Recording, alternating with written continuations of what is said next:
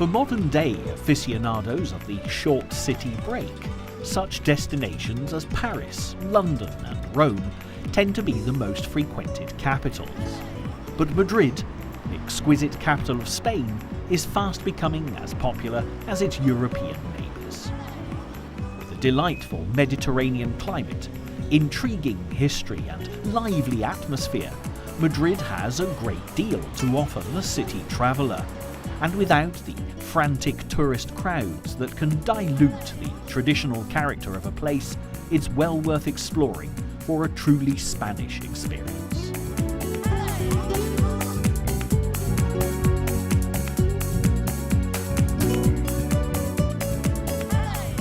Founded on the river Manzanares, there's been a settlement here since before records began. However, it was in the 9th century when Mohammed I ordered the construction of a palace here that Madrid really started to take shape. A small Islamic citadel was created, blossoming and flourishing until invasion and Christianity swept through the whole of Spain.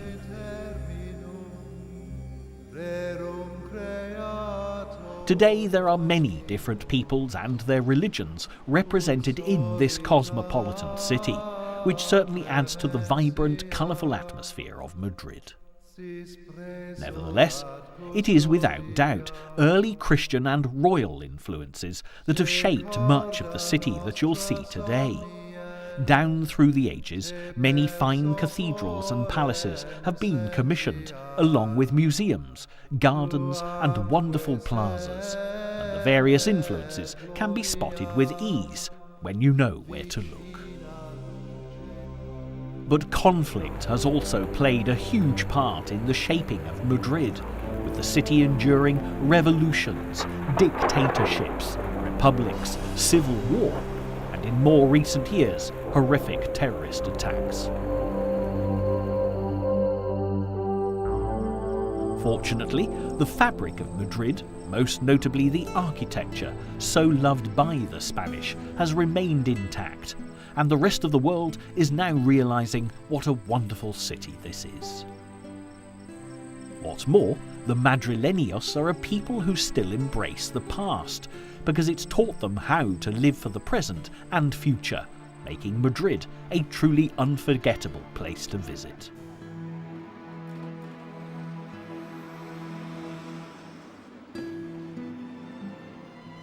So, without further ado, we'll begin our tour at one of Madrid's largest and most spectacular buildings. The Palacio Real, or Royal Palace, has occupied this prime location since 1755 and has been a keynote building for the city and its people ever since. The palace oozes importance from across the plaza, and with its massive courtyard and dramatic facade, there's no mistaking its significance. King Philip V ordered this royal palace to be constructed after its predecessor had been destroyed by fire on Christmas Eve, 1734.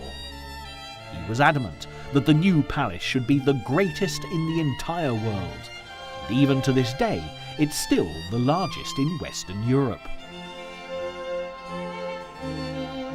For modern-day tourists, the fact that the royal family are rarely in residence, preferring a smaller palace on the outskirts of Madrid, is very good news indeed, as this one is only used for state occasions. Consequently, this leaves members of the public at liberty to explore a great many of the palace's 3,000 rooms and experience the pure opulence once enjoyed by Spanish royalty.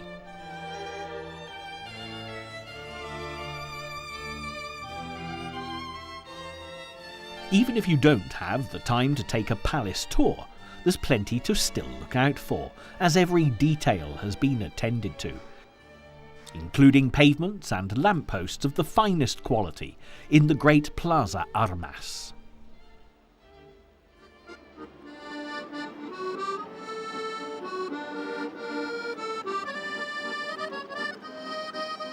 It's also interesting to note that the original plans called for a construction 4 times as large, and it was only the death of the king that made the royal family reconsider the scale of the project, which, on balance, when you look at this huge palace, is probably just as well.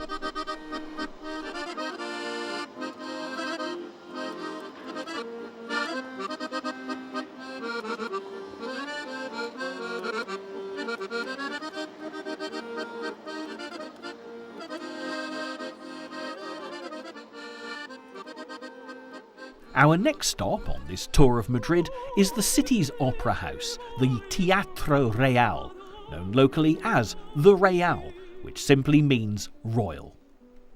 Finding this location is actually very easy, as it's situated opposite the royal palace on the other side of the Plaza de Oriente.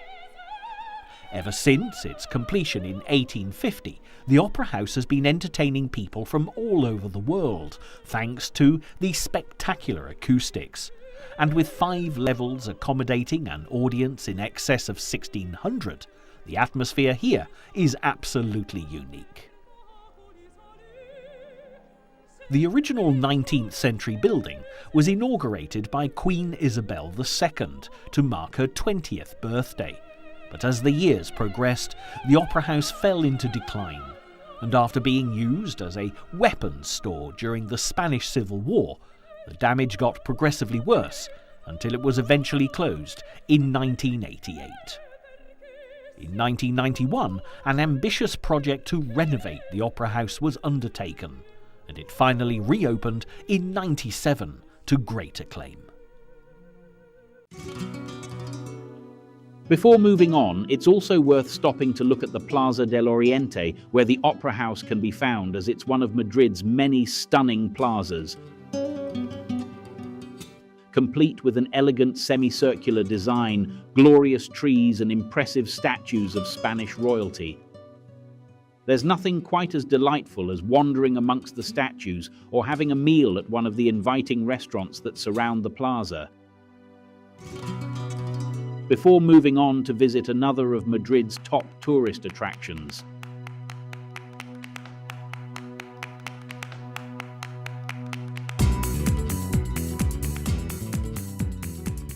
Still within easy reach of the royal palace, we come to the Cathedral de la Almudena, which is just situated to the south of the palace. Archaeological excavations have revealed remains of Moorish and medieval city walls, while construction of the cathedral you'll see today with its neo-Gothic grey and white facade actually began in 1879. Now, cathedrals take a notoriously long time to build, especially one of this size.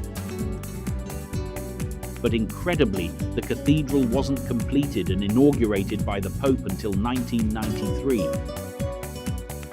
The turmoil experienced by the people of Spain during the 20th century, not least the Spanish Civil War between 1936 and 1939, when building work came to a total standstill, does go some way to explaining the delays. However, they do say a good thing is well worth waiting for. And in the case of the cathedral, it's certainly true.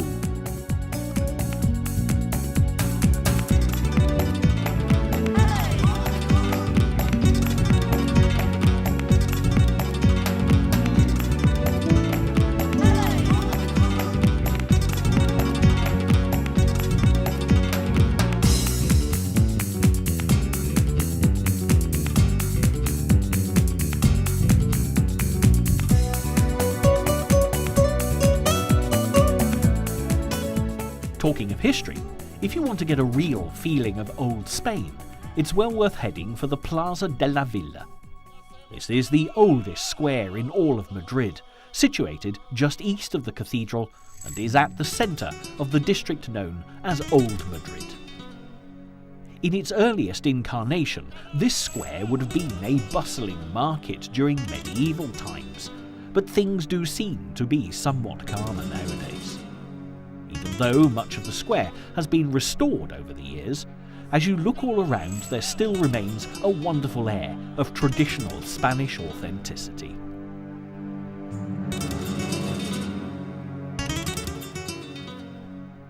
Before taking a closer look at the fascinating architecture of this old market square, there's a statue worthy of note that you really can't miss.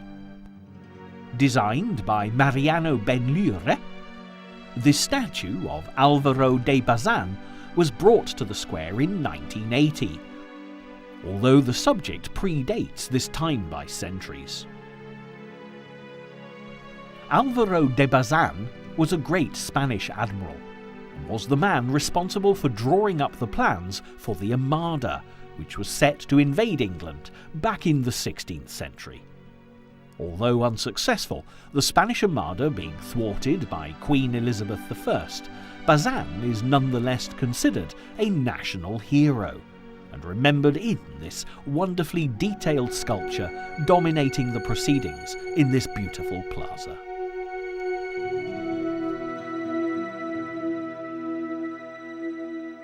While here, there are three buildings in particular worthy of note. The first is the early 15th century building Torre de los Lujanes, which is the oldest structure within the plaza. The front of this building looks fairly new, but if you take a look just above the main doorway, there's a clue that tells us how old this building really is. The coat of arms over the wooden door is from the first owner's family, and is one of the few original medieval reminders of old Madrid. The building's other claim to fame is that it once imprisoned the King of France, Francois I, after his defeat at the Battle of Pavia in 1525. As the years passed, new buildings were constructed around the square, including the Casa de Cisneros, which was completed in 1537.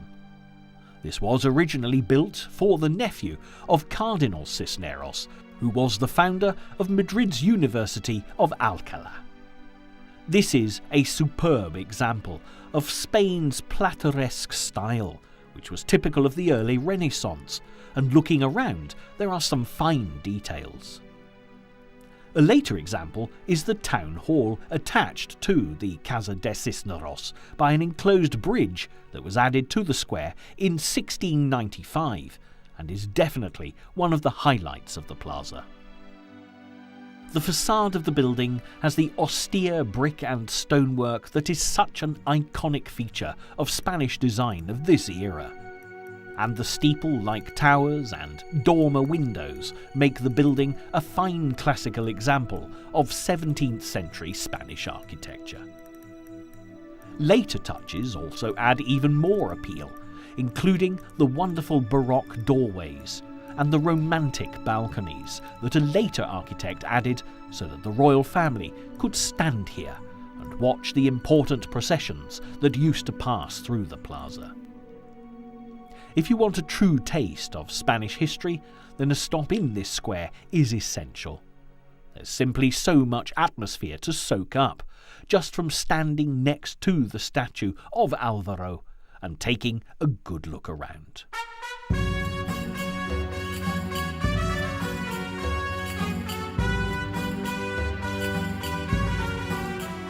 Madrid is blessed with many of these historic squares.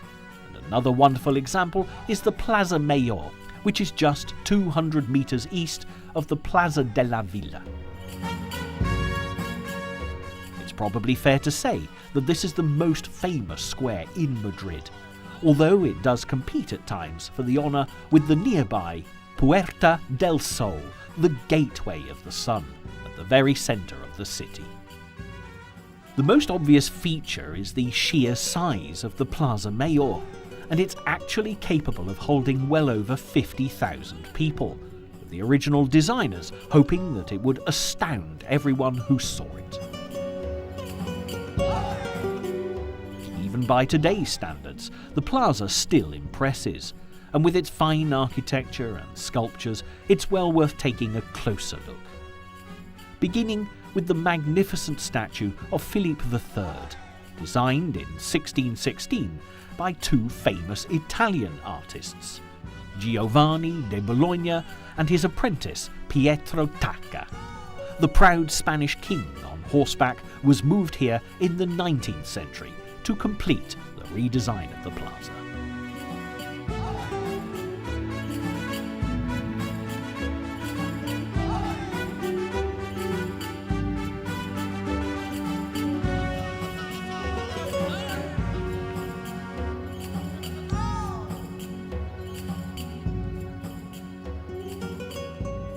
In fact, what you actually see here today is comparatively recent when compared to the square's long and illustrious history. This has been a public space since the early beginnings of Madrid's story. However, the square was destroyed by fire on a number of occasions, resulting in a complete refurbishment in the late 1700s.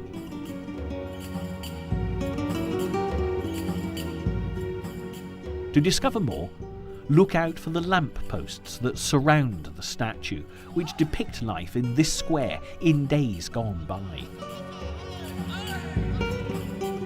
You'll spot such scenes as bullfights, interrogations by the Spanish Inquisition, and even a masquerade ball. The plaza really does have a rich and vibrant heritage, and as well as these high-profile uses, along with public executions and tournaments, the square has also fulfilled a more mundane role as a wonderful location for an open-air market.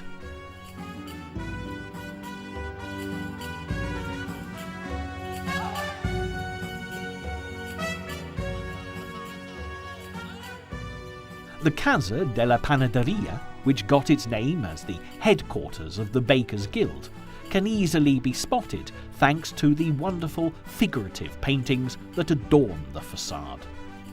However, these paintings are not as old as they first appear. The originals were deemed beyond saving in the 1980s, and the newer designs, based upon the zodiac, were not added until 1992. A Bakers' Guild might not at first glance appear to be a powerful organisation, but back when this building was constructed, grain was one of the staple foods of the Spanish people, and as the guild controlled the price of it, the bakers were very powerful indeed, which is why they occupied such a magnificent building. Today, many of the architectural treasures around the square are now simply government offices or have been turned into wonderful little cafes.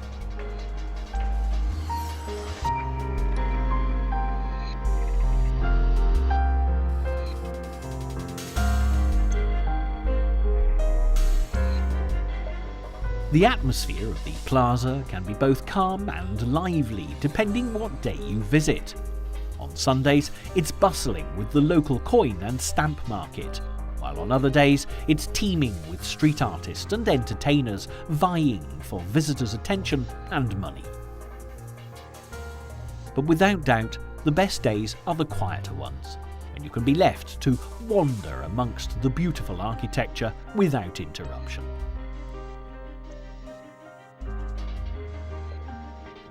The Casa de la Carniceria is equally as delightful as the Casa de la Panaderia, and used to be a meat market. However, it wasn't always quite such a pleasant sight as the public gallows stood right outside. But that was a very long time ago, and this square is now one of the most welcoming places in all of Madrid.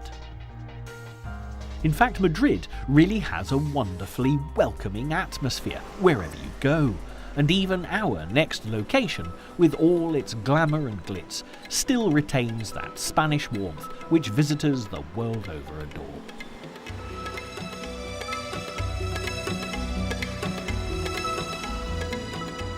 Many travellers who have visited Madrid before will tell you that Gran Via is the one street that you really can't afford to miss. The Plaza de España might be one of Madrid's busiest traffic intersections, but when you take in the magnificence of the square, you'll understand why it's also one of the most popular meeting spots. The focal point of the plaza surely has to be this monumental structure commemorating Miguel de Cervantes, author of the much-loved work of literature, Don Quixote.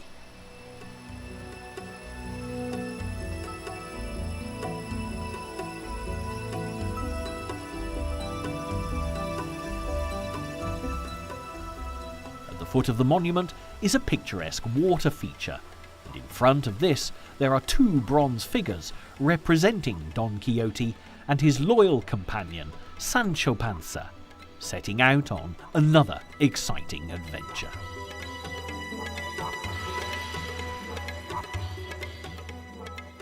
Watching over the self-proclaimed knight and his faithful friend is their creator, Miguel de Cervantes, and looking up towards the top of the monument, the backdrop of the impressive Edificio España will dramatically come into view. This massive building really does dominate the plaza and is a wonderful introduction to the awe-inspiring street that is the Gran Via. The Spain building, a legacy from the Franco era, was completed in 1953, and although fairly dated by skyscraper standards, it truly is an incredible sight. Gran Via is located a short distance north of the Plaza Mayor, and is a stunning contrast to the area known as Old Madrid. Up until this point, many of the streets featured have been classically Spanish and very narrow.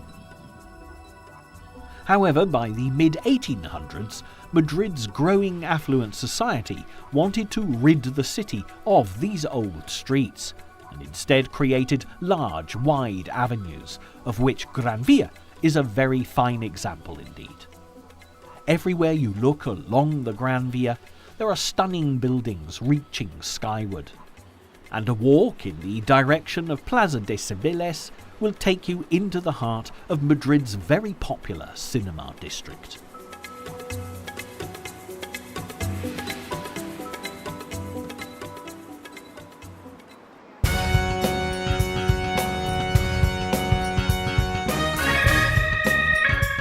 The people of this city are passionate about films, and there are no less than 60 cinemas, with the Plaza del Callao housing 7 of them. And visitors can really benefit from this fascination. The plaza is actually named after a naval battle in Callao off the coast of Peru in 1866. But fortunately for all concerned, the only battles to trouble this square nowadays are the ones played out on the silver screen. But don't imagine that Madrid cinemas are anything like the huge modern soulless multiplexes that dominate so many of the world's cities, because instead you'll find a very much more alluring place in which to enjoy a good film, with each cinema having its own unique design. One of the square's finest is the Capitol, housed in the building of the same name. This is an Art Deco masterpiece that was built in 1933, and the simple lines and curves of this cinema's exterior are unmistakably from this incredibly elegant period, and watching a movie in this unforgettable district will add an extra special experience to any tour of Madrid.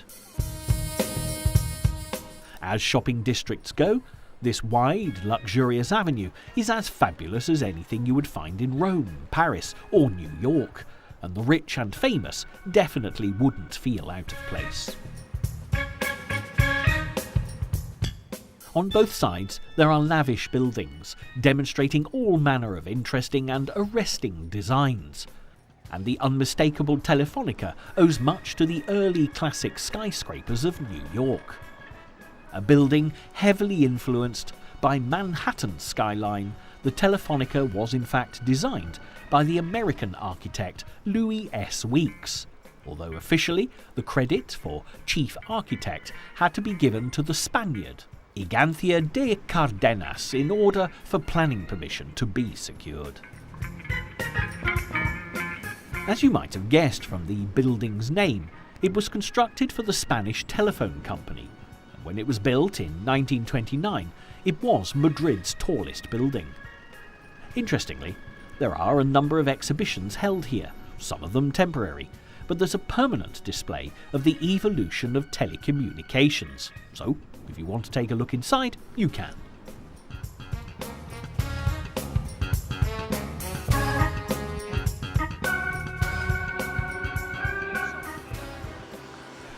Reaching the eastern end of the Gran Via, the next logical stop on our tour has to be one of the loveliest squares in Madrid, the Plaza de Cibeles.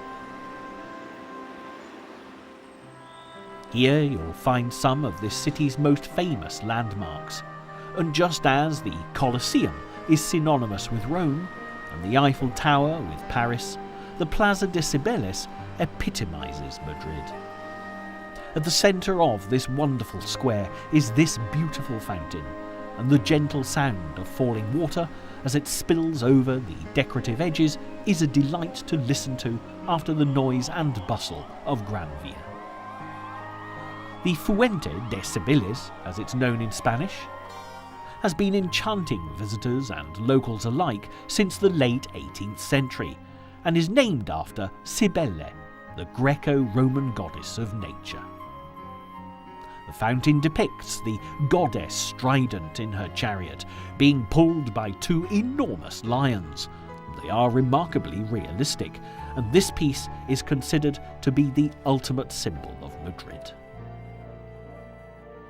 Elegant and powerful, the Fuente de Cibeles was designed by José Hermosilla and Ventura Rodriguez. But even if the history of such public works of art is not a particular passion, then just stopping a while to take in this delightful view is an experience to be treasured. Once refreshed by the fountain, visitors can then proceed to discover other examples of Madrid's culture in this truly lovely part of the city.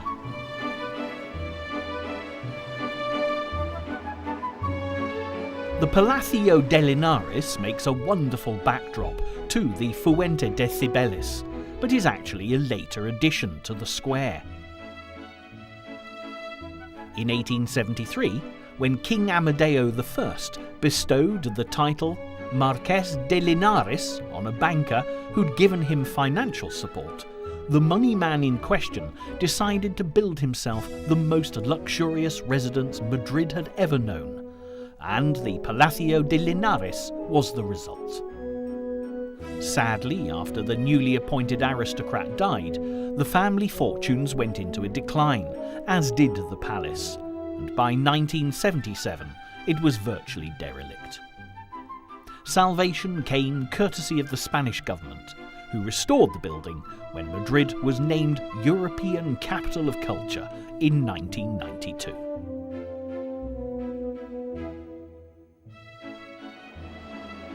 Another contender as the grandest and most impressive of the plaza's landmarks has to be the Palacio de Comunicaciones. The locals humorously refer to this building as Our Lady of Communications, because despite illusions of grandeur and all the style of a magnificent church, it is in fact Madrid's post office. In almost any other city in the world, the central post office would be just like any other functional public building. Yet in Madrid, it could indeed be the palace of its title, and is without doubt an architectural masterpiece. With ornate towers and a distinctly Gothic feel to the facade, this is probably the most remarkable post office you're ever likely to see. Constructed in the early 20th century by the architect Antonio Palacios, the design has been likened many times to that of a wedding cake, and even the interior is stylishly ornate. Today's customers can fill out forms at wood and brass lecterns before receiving the up-to-the-minute service of a 21st century post office. Now, it may seem a strange notion, but if you'd like to know more about the Spanish postal system, then this building houses a little-known yet intriguing museum. Here you'll find all sorts of curiosities, including old telephones, mailboxes and uniforms, just as you'd expect, as well as more unique items, such as a stuffed carrier pigeon, a cage for mailing bees, and a letter written on bread by a soldier who'd apparently run out of paper. This is indeed a very unusual post office in every respect. The people of Madrid are very fortunate indeed, because after they've completed their transactions at the post office, a visit to the bank, right next door, is an equally culturally enriching experience. The Banco de España building dates back to the 1880s and is a work of art in itself, but customers can find themselves walking along corridors decorated with all manner of treasures, including paintings by the most famous old Spanish master, Goya. However, there is one historic part of the bank that's sadly off limits to the public. Way down, 30 metres in fact, below street level, is a chamber that has an island at its centre, where the vault containing the bank's gold reserves can be found. A moat surrounds the island, and in case of any threat of robbery, the chamber would be flooded. Today, the security is, of course, much more sophisticated, but you can't help but be impressed by the resourcefulness of the Spanish bankers all those years ago.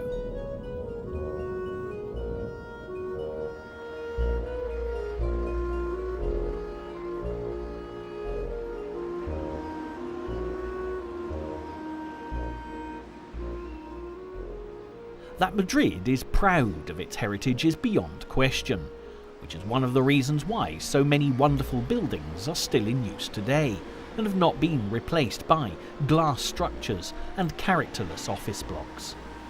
Of course, just as you would expect from a city that is so in touch with its history, Madrid is home to some of the world's finest museums.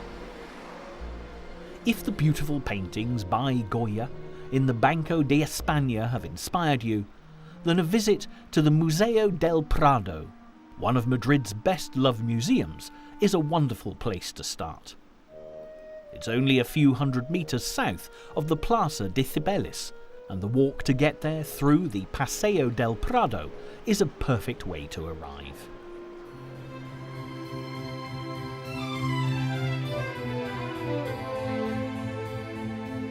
The Prado Museum is renowned for housing the greatest collection of European art from the 12th century right through to the 19th. When you come face to face with the impressive facade, you'll immediately appreciate just how special this place is, and that's before you even step inside. The original museum was founded in 1819, but plans were for a museum of natural sciences. However, after the 40 years it took to complete the construction, there was a change of plan, and the Prado became an art gallery instead. This proved to be very good news for the people, not only of Madrid, but also the entire world, as the collection contained within has something to please every art lover. Because of this being such a huge collection, the museum has had to constantly grow to accommodate all the treasures, and they're still in the process of building new wings today. Along with all the new rooms, there are also new entrances, so there are many different ways to gain access and explore the works of art. The most famous and impressive of the entrances is the one on the west side, otherwise known as the Velázquez entrance. With its striking columns and statues, the architecture is as much a masterpiece as anything to be found within. Taking pride of place at the centre of the Velázquez entrance is a fine sculpture by Aniceto Marinas of the great Spanish painter Diego de Velázquez, giving this part of the museum its name. Velázquez was one of the leading artists at the court of King Philip IV, producing many paintings for the royal family during the 17th century, and it was by royal decree that a statue was put here in his honour.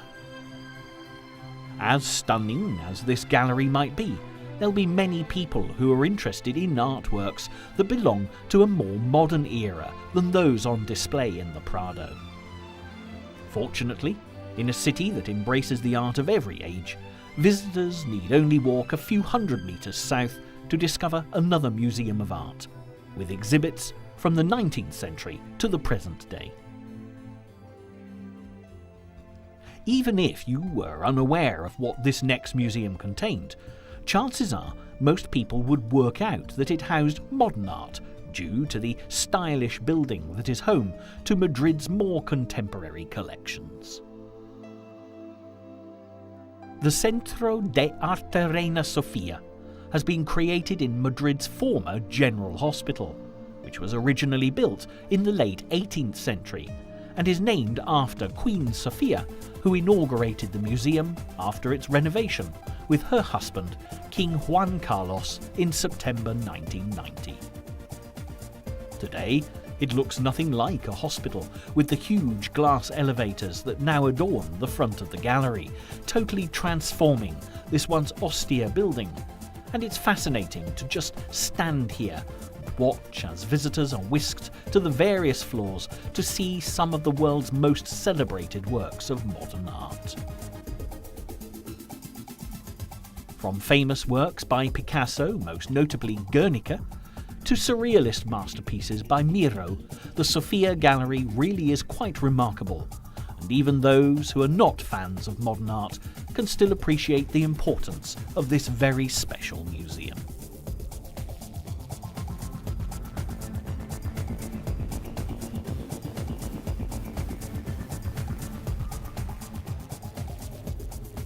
If your time in Madrid is limited, and in terms of waking hours, the idea of visiting 2 museums of art seems a little extravagant, the Museo Thyssen-Bornemisza, also on the Paseo del Prado, might be the perfect solution to any dilemma.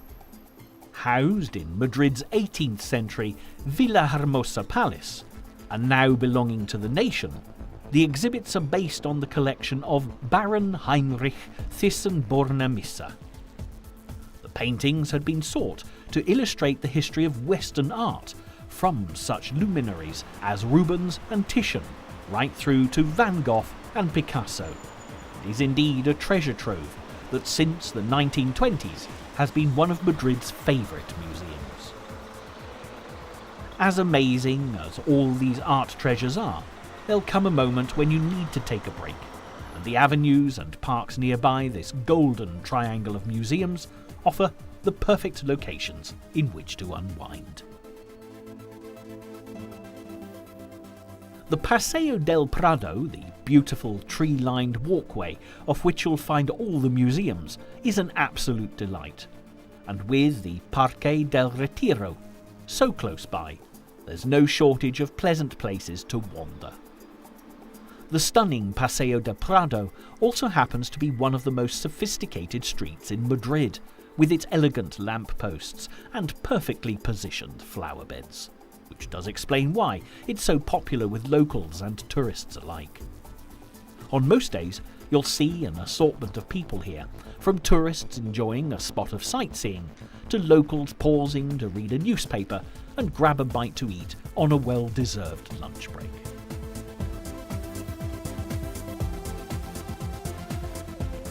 Paseo del Prado shares that same wonderful energy and warmth that can be experienced wherever you go in Madrid, and it bodes very well for this city's future, that the people who live here seem to love their city every bit as much as the tourists do. What's more, there's no need at all to dash off to another part of Madrid after recharging your batteries, because there's plenty more to discover here, including even more museums. The Museum of Decorative Arts can be found occupying an aristocratic residence of the 19th century. Inside, you'll find a wonderful array of objets d'art of Spanish origin, with some dating back to Phoenician times. By contrast, the Museo Naval is a more recent arrival in Madrid, having been added to the Ministry of Defence building in 1977. Reflecting upon Spain's fine naval tradition, this museum is absolutely fascinating. With all manner of exhibits, including globes, compasses, sextants, old maps and weapons aplenty, this is a great attraction for all age groups. And if you don't have a particular interest in naval history, when you go in, chances are you will have by the time you come out. But should you by this time have enjoyed sufficient museum visits, there are other landmarks you really shouldn't miss along the Paseo del Prado. For example, the Bolsa de Comercio, the Madrid Stock Exchange, is a magnificent building designed especially for the purpose in 1893. With its concave neo-classical facade and giant columns, the architectural masterpiece took more than 6 years to reach completion, and cost, rather fittingly, considering its purpose, an absolute fortune. There really are some stylish buildings in this part of Madrid, and as there are fine hotels included amongst them, it's a great place to stay. However, be warned, you'll probably need a stockbroker's salary to pay the bill.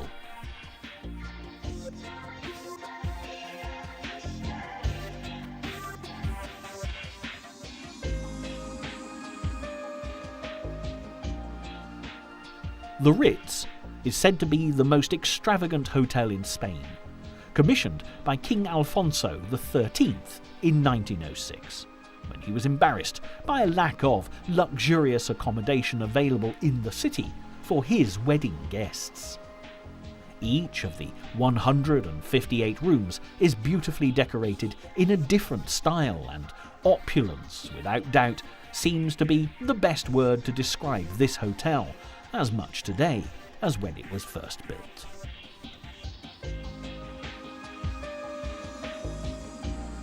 The Hotel Palace, nearby, was opened shortly after the Ritz to serve the same luxurious purpose, and has been frequented by statesmen, spies, film stars and artists.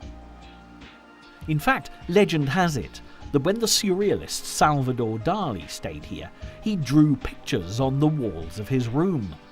But as they were rather explicit in true Dali style, the horrified chambermaid scrubbed them off as soon as he left.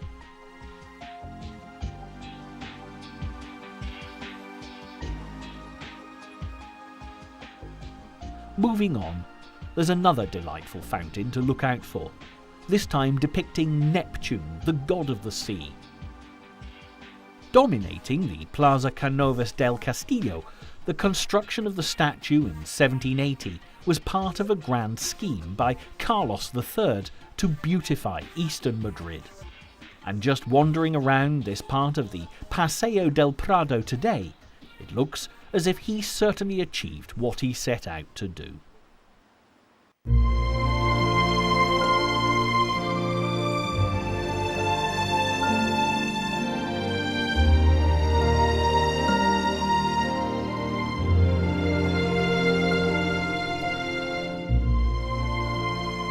And while we're on the subject of aesthetic cityscaping, our next port of call, the nearby Royal Botanical Gardens, are a true delight. Although far from being huge, these gardens, which were created after Ferdinand VI ordered them as part of his plan to rearrange Madrid's urban layout, are really wonderful. The park has been a centre of research for botanists since its inception in the 18th century, and today, as you wander around the many exotic plants and flowers, you can, quite literally, be transported all around the world. But that said, when you're in a city like Madrid, the last place you'll want to be is somewhere else.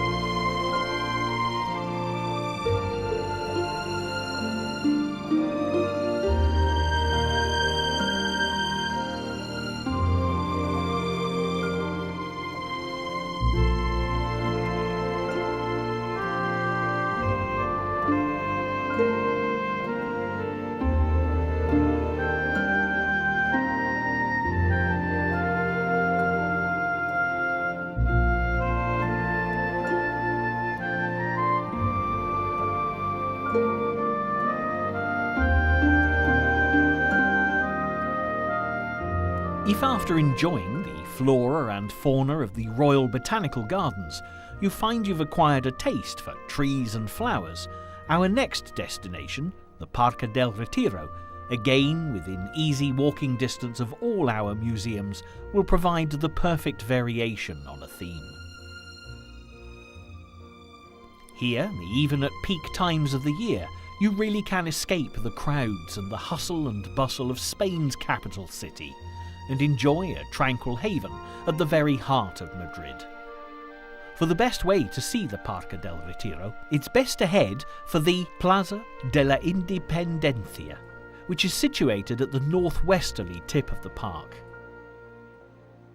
In fact, some people make a special trip here just to see the magnificent Puerta de Alcalá, and down through the years this beautiful five-arched gate, albeit now at the centre of a busy traffic junction, has evolved as one of Madrid's greatest icons.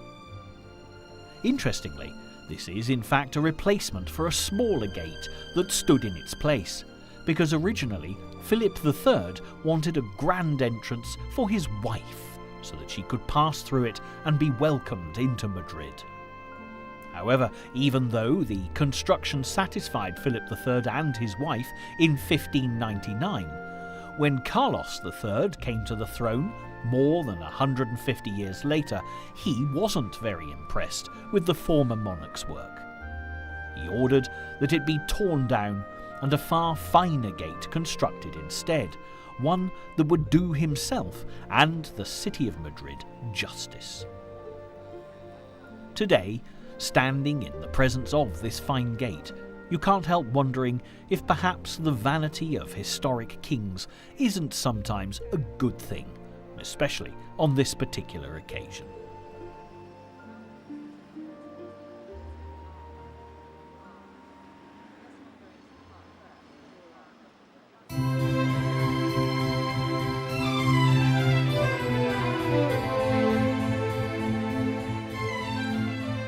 From one fine entrance gate to another, if we simply turn around from the Puerta de Alcalá, we can now take in a glorious view of perhaps the most impressive entrance into the Parque del Retiro itself. The Independence Gate is one of 18 grand entrances that provide visitors with access to the Retiro Park. However, since this one was placed here, the people of Madrid have adopted it as the main entrance to the park. And when you see the fine columns and imposing ironwork gates, you can certainly appreciate why. Visitors who walk through these gates and enter the park for the first time are probably best advised to consult a map, because as it covers 350 acres, getting lost would not be a wise move, especially if they happen to be on a weekend city break.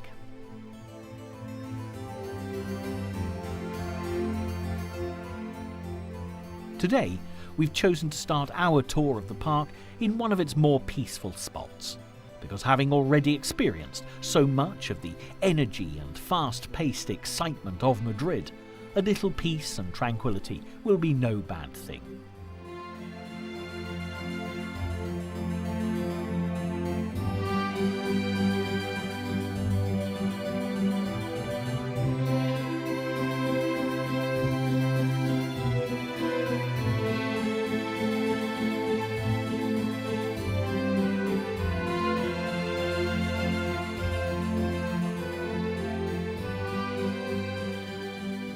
The Palacio de Cristal has been gracing this very spot since 1887, inspired by the Crystal Palace in London, which sadly didn't manage to stand the test of time, having burnt down in 1936. Madrid's gloriously intact version has views over a picturesque lake, surrounded by trees, and it's a great introduction to the park, where, if they have the time, visitors can explore the many paths and trails that lead off into this wonderful green space. The building itself, despite being well over 100 years old, sparkles like new, and with its shimmering glass panels and beautifully arched roof, this is one of Madrid's brightest treasures and well worth searching out.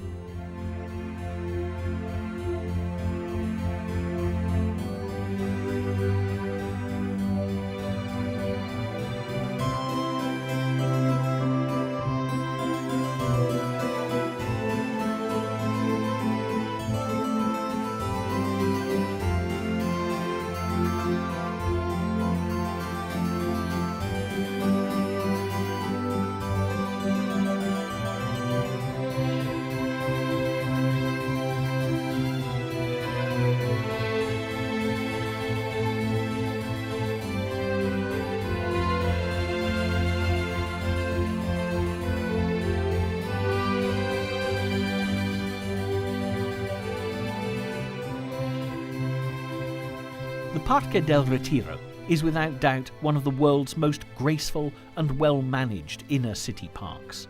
And situated towards the southeastern end is the Rosaleda, or Rose Garden. Now, this isn't some insignificant little flower bed with a few rose plants growing there. In true Madrid style, you'll find well over 4,000 roses, representing in excess of 1,000 different varieties. This beautifully designed garden, with water features, sculpted hedges and arches, has been here since 1915 and is very popular indeed. It was actually modelled on a similar garden in Paris. However, as we walk around, it's evident that Madrid has made this rose garden its own. And to describe the Rosaleda as a copy would be to do it a grave injustice.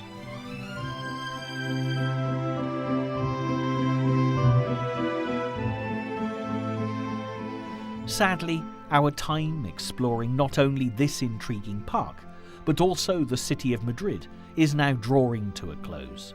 But we couldn't possibly leave without visiting the park's most memorable attraction.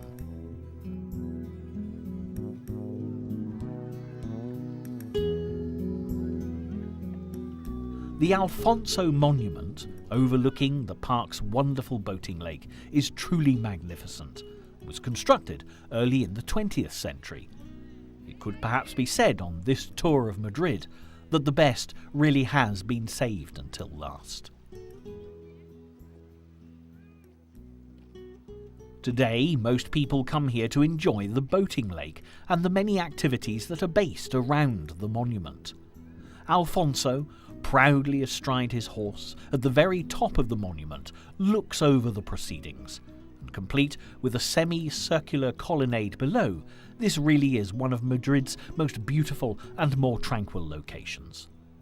If there's time, hiring a boat and taking to the water is a lovely way to get a fantastic view of the monument. But as this also tends to be something of a sun trap, just enjoying being afloat is an added bonus. And when you've returned to dry land, on most days you'll find artists here, ready to paint your portrait. And this area of the park is also famous for its fortune tellers, who will tell you what the future holds should you cross their palms with silver, or, as this is the 21st century, euros seem to be perfectly acceptable. If you're planning a trip to Madrid and want to visit Retiro Park, try and make sure your vacation includes a Sunday, because this is when it really is at its brilliant best. Along with all the wonders of nature and architectural splendour that you'll find here, the park will also usually be brimming with buskers, street theatre groups, pavement artists, and all manner of entertainers ready to make sure that you have a wonderful time.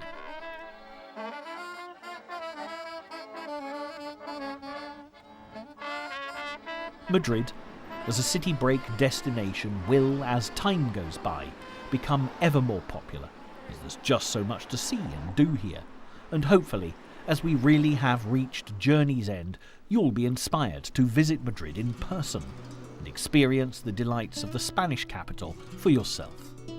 The atmosphere is indeed an absolute joy. The welcome you'll receive is guaranteed to be warm and inviting, and whatever you're looking for, be it enlightening museums, fabulous architecture, lively hotels, classic restaurants, unique cinemas, designer shops, or simply beautiful public parks in which to while away the hours, Madrid can offer all of these treasures and a great deal more besides.